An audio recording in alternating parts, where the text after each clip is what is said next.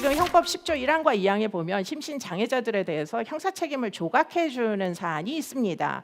그렇기 때문에 이 형법의 조항만을 놓고 보면 일반인들이 비판을 하는 예컨대 또 심신미약이냐 라는 비판에서 자유로울 수 없는 근거가 바로 법적 근거가 여기 있습니다. 심신장애로 인해서 능력이 미약한 능력이라고 이야기할 때는 예컨대 사리 분별력하고 그리고는 의사결정 능력이죠. 그렇기 때문에 이런 사물을 변별할 능력이나 의사결정을 할 정도의 행동 통제 능력이 없을 경우에는 그렇다면 형을 아예 조각을 시켜주든지 아니면 형을 감경시켜줄 수가 있게 되어 있습니다. 그래서 결과적으로 심신미약이라는 판단 또는 증세가 아주 심하고 범행 당시에 전혀 사리 분별력, 예컨대 선악 판단조차도 할 수 없이 없는 정신 상태로 범죄를 저질렀다면 그렇다면 책임을 묻기가 굉장히 어려워서 그런 경우에는 사실 심신 상실이 인정이 된 케이스도 없지는 않습니다. 매우 희귀하지만. 그러나 이제 일반적으로는 이제 심신미약이 인정되는 케이스이고요. 결국에는 이러다 보니까 사실은 사소한 것을 사건화를 해봤자 사실은 결국은 형법 10조 1항과 2항 때문에 사실 결국 처벌도 받지 않을 것을 이것을 굳이 이제 사건화를 해야 되냐 하는 생각들을 사실은 현장 수사관들은 얼마든지 할 수가 있습니다. 내가 지금 이렇게 말도 안 통하는 이 이제 조현병 환자를 마주하고 왜 그런 일을 했는지를 누누이 설명하게 해가지고 사건화를 해놔봤자 결국에는 심신 미약이 인정돼서 아무것도 처리가 안 되고 결국 벌금형 정도밖에 나오지 않을 거라면 내가 이 사건을 굳이 처리를 해야 되느냐 하는 데서 사실은 필요성을 잘 감지하지 못할 수도 사실 있는 거죠. 아마도 아닌 듯의 초기 신고들은 그런 식으로 좀 더 기다려 보시라 라는 식으로 주민들에게 설득을 하는 것으로 아마 수사관들이 제대로 관리를 안 했던 것으로 보입니다. 자, 그리고는 이제 또 이제 이런 정신질환자들이 범죄와 관련된 법률이 있는데요. 그 중에 하나가 치료 감호 등에 관한 법률입니다. 거기에 보시면 이제 치료 감호를 줄 수가 있는데요. 정신질환자 중에 지금 범죄를 저지른 사람 중에 그리고는 그 범죄는 어디에 해당하느냐? 금고형 이상에 해당하는 범죄. 예컨대 금고라는 것은 시설 수용, 자유를 박탈하고 교도소로 보내야 될 정도의 이제 범죄입니다. 그렇기 때문에 대부분 강력 범죄가 되겠죠. 그런 경우에는 사실은 치료 감호를 이제 적용할 수 있도록 되어 있습니다. 근데 문제는 지금 금고형 이상에 해당하지 않는 사소한 경범을 저질렀을 때 만약에 조현병 또는 이제 정신질환자라고 하면 과연 형사사법기관에서 사건화를 할 것인가? 결과적으로는 사건화를 안 할 개연성이 굉장히 높다는 거죠. 왜냐하면 무엇도 할 수 없기 때문에. 그렇기 때문에 아마도 아까도 이야기한 대로 여러 번의 신고가 제대로 절차가 진행되지 않았던 그런 연유가 될 수도 있겠습니다.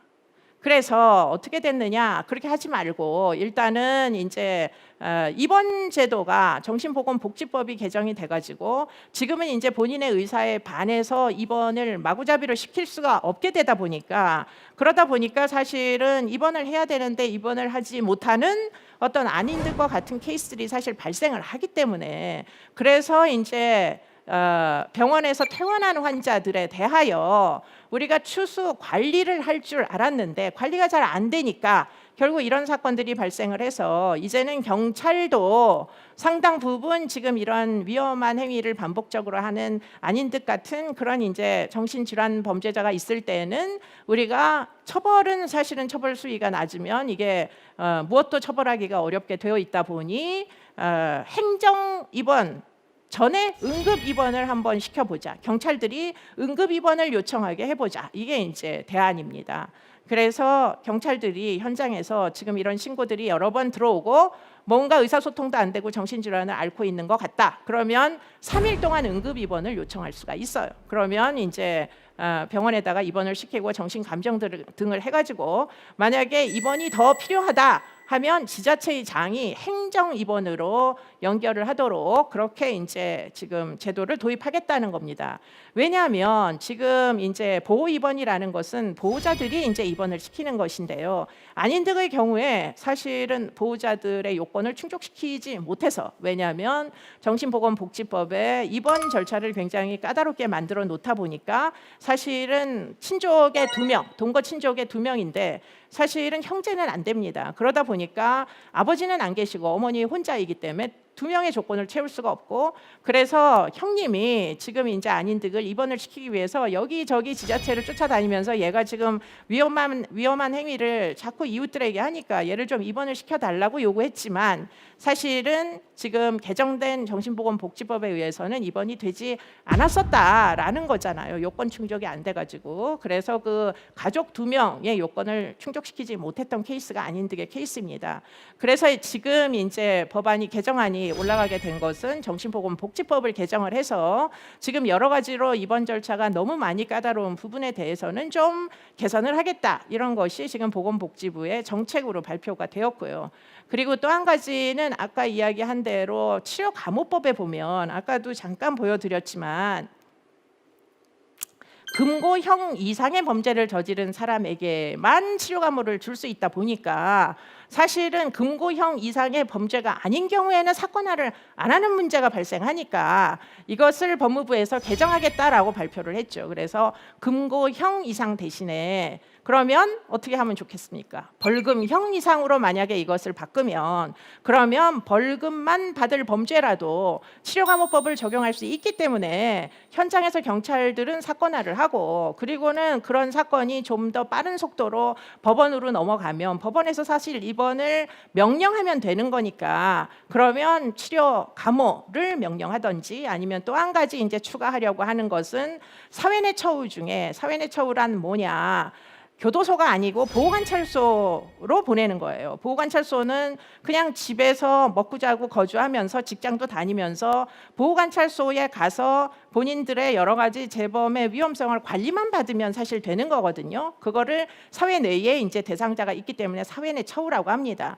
그러면 사회내 처우를 하면서 동시에 치료 명령을 집행하도록 하겠다는 거예요. 그렇기 때문에 치료 감호는 공주의 국립법무병원에 입원시키는 거지만, 이제 치료 명령은 각 지역에 있는 보호관찰소에서 보호관찰관이 책임을 지고 이 사소한 벌금형의 범죄를 저지른 사람을 데리고 정신보건센터에 데리고 가는 제도입니다. 그렇기 때문에 안인득 같은 경우에는 사실은 보호관찰관이 없었잖아요. 가족은 관리하기가 무지하게 어렵고 치료에, 그러니까 입원의 조건도 충족시키지를 못했고, 그러니까 사실은 혼자서 계속 증세를 악화시키면서 약도 먹지 않은 채 결국은 이런 사건이 일어나다 보니까 이제는 지역사회에 있는 보호관찰소, 만약에 진주다 그럼 진주 보호관찰소에서 안인득의 사소한 범죄로 사건화가 된 그런 이제 과정 끝에 사실은 정신보건센터로 안인득을 데리고 갈 수 있는 책임을 보호관찰관들이 지게 하겠다, 이런 이제 법안이 지금 마련이 되고 있습니다. 그래서